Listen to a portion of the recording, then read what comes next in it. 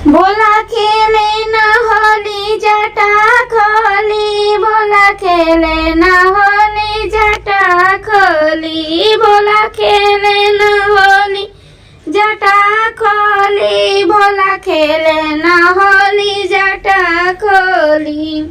पहला होली अयोध्या में खेले, अयोध्या में खेले, अयोध्या में खेले। पहला होली अयोध्या में खेले, अयोध्या में खेले, अयोध्या में खेले।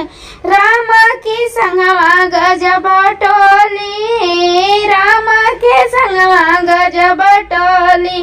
बोला होली खेले ना जटा खोली, बोला होली खेले ना जटा खोली, बोला होली खेले ना जटा खोली, जटा खोली, जटा खोली। बोला होली खेले ना जटा खोली।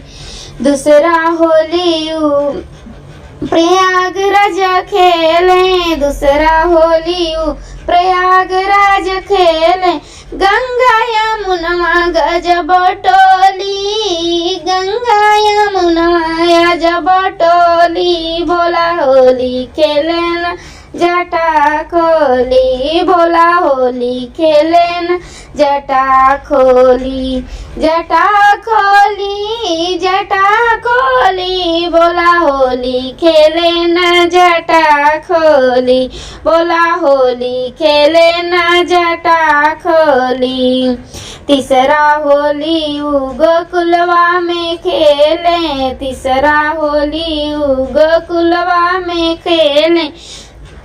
कृष्ण की संगवाया जब टोली, कृष्ण के संगवाया जब टोली। बोला होली खेले ना जटा खोली, बोला होली खेले ना जटा खोली। चौथा होली कैलाशवा पर खेले, चौथा होली कैलाशवा पर खेले।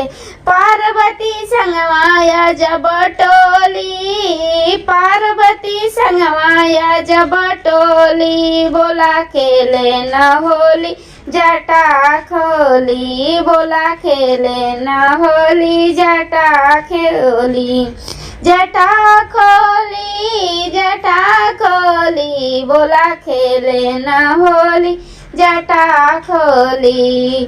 पांचवा होली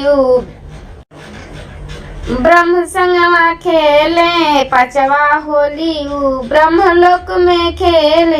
ब्रह्मलोक का हवा गजब टोली, ब्रह्मा की संगवा जब टोली। बोला खेले न होली जटा खोली, बोला खेले न होली जटा खोली।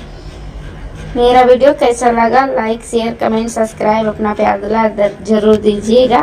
आप सभी को हमारे तरफ से हैप्पी होली, हैप्पी शिवरात्रि। धन्यवाद, बाय।